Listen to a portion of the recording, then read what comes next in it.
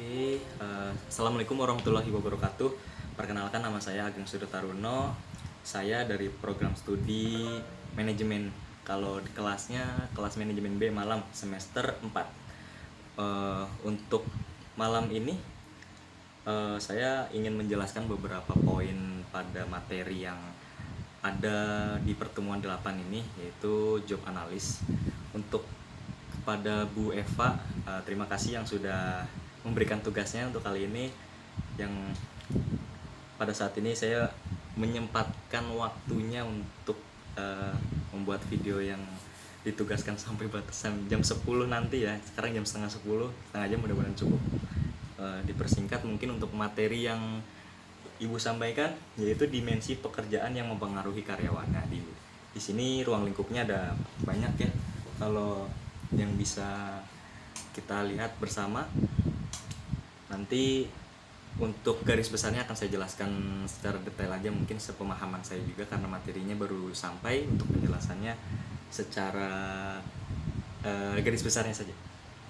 Kemudian untuk cakupannya ada 5 poin di sini, yaitu di suatu pekerjaan kita memiliki dimensi kultural atau jadwal kerja, kemudian serikat kerja, perizinan pekerja, terus kemudian ada profesionalitasnya, seperti harus sesuai dengan SOP dalam bekerja, seperti itu kurang lebihnya. Kemudian ada dimensi fisik, yaitu mencakup spesialis pekerjaan. Nah, itu seperti halnya spek-spek dalam produk itu di dalam pekerjaan, ada perusahaan maupun yang lainnya. Kemudian dimensi kekuasaan, yaitu supervisi ya, seperti dimensi pekerjaan seperti ada beberapa pejabat ataupun jabatan yang lain sebagainya, seperti itu. Kemudian dimensi psikologis yang dimaksud rotasi, pengembangan, pemberdayaan pekerjaan. Kemudian yang selanjutnya dimensi sosial seperti kelompok kerja, lingkaran mutu ya, kurang lebih seperti itu. Kemudian kita next untuk teori dan materi selanjutnya pada teori analis, job analis, yaitu tujuan job analis yaitu atau analisis pekerjaan. Yang pertama, apa tugas, fungsi, dan mental yang harus dilakukan pekerja. Itu salah satu poin yang perlu kita siapkan sebagai karyawan, yaitu mempersiapkan diri dalam bekerja, seperti mental ataupun yang kesiap fisikan segala macam. Kemudian poin kedua, kapan pekerjaan diselesaikan, yaitu kan di dalam pekerjaan ada SOP, waktu kerja, jam kerja itu kita rata-rata hampir 8 jam kerja ya. Ada 9 to 5, jam 9 sampai jam 5, itu umumnya pada perusahaan di mana-mana. Kemudian poin ketiga, di mana pekerjaan diselesaikan, itu tadi mengikuti jadwal pekerjaan aja.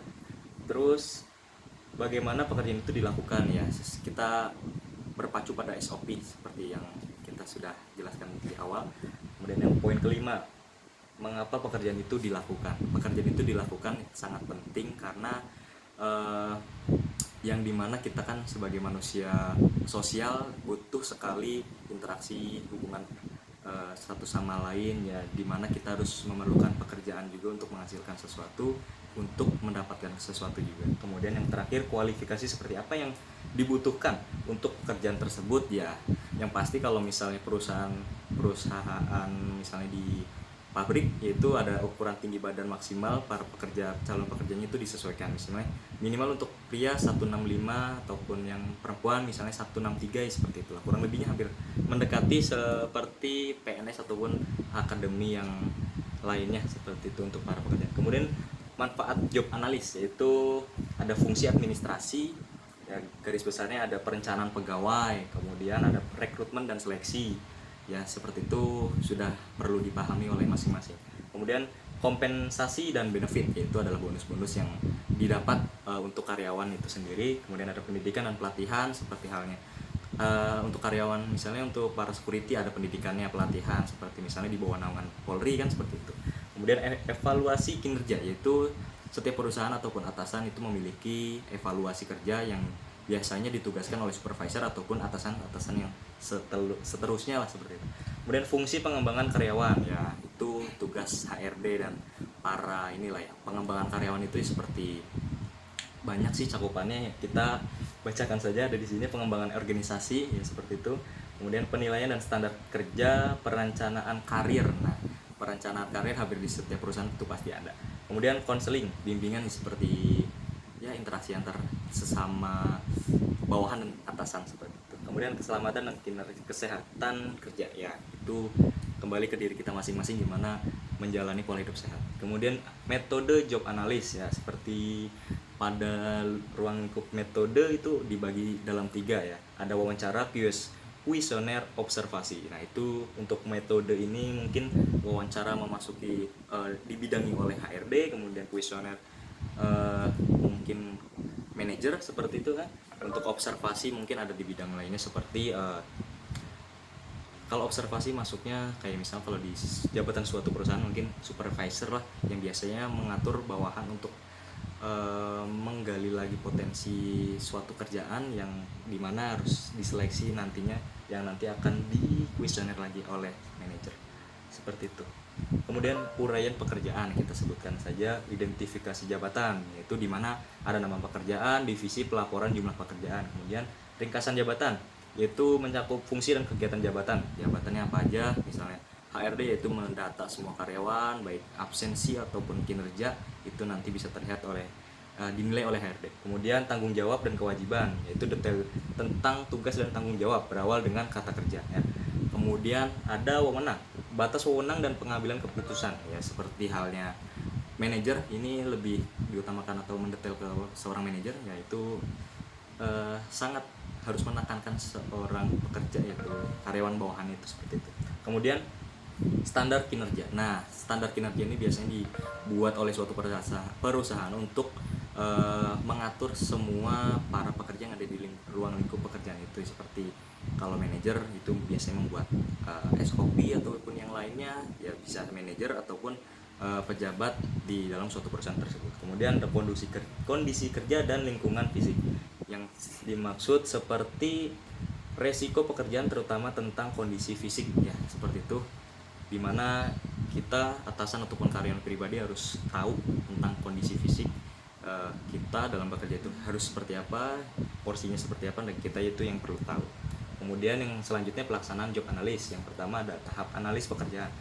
Poin pertama struktur organisasi, kemudian inventaris jabatan, metode pengumpulan data, membentuk tim pelaksanaan analis. Kemudian tahap pengumpulan data yaitu mencakup aktivitas tugas, peralatan yang dibutuhkan, kondisi jabatan. Kemudian langkah analisis pekerjaan yaitu deskripsi pekerjaan seperti itu. Kemudian ada analis pekerjaan, pemilihan pekerjaan yang akan dianalis, mengumpulkan informasi. Yang selanjutnya jenis analisis pekerjaan. Seperti analisis pekerjaan tradisional yaitu mencakup tanggung jawab, kewajiban umum, kualifikasi minimal. Kemudian analisis pekerjaan yang berorientasi pada hasil yaitu tugas, kemudian syarat pekerjaan, standar ya kan, SKA yaitu skill, knowledge and abilities ya. Seperti kalau skill kan ya kemampuan para karyawan ataupun pekerja, kemudian knowledge itu product knowledge. Kalau misalnya product knowledge itu adalah pengetahuan lah ya, seperti kalau ada di product knowledge itu ada pengetahuan suatu produk. Nah, kalau abilities yaitu seperti ya kestabilitas kita dalam bekerja seperti itu. Kemudian sudah ya, kurang lebihnya mohon maaf seperti itu Ibu. Terima kasih ataupun teman-teman yang lain yang menonton video ini. Kalau misalnya penjelasan saya mungkin terlalu cepat atau kurang dipahami, bisa kita belajar bareng-bareng, karena jujur karena ini slide PPT atau PowerPoint-nya baru saya lihat, kemudian langsung saya jelaskan secara spontanitas ya, sepengetahuan yang mungkin dengan beberapa informasi yang sudah saya pelajari juga di semester berikutnya dan materi berikutnya, pertemuan berikutnya ya seperti itu ya, saya tuangkan dalam presentasi kali ini seperti itu.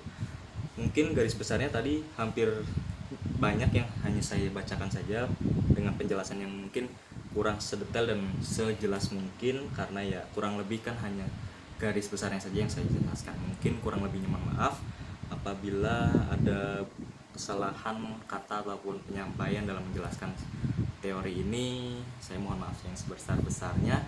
Baru saja pulang juga ya, alhamdulillah dapat fasilitas seperti ini dari kawan saya. Terima kasih.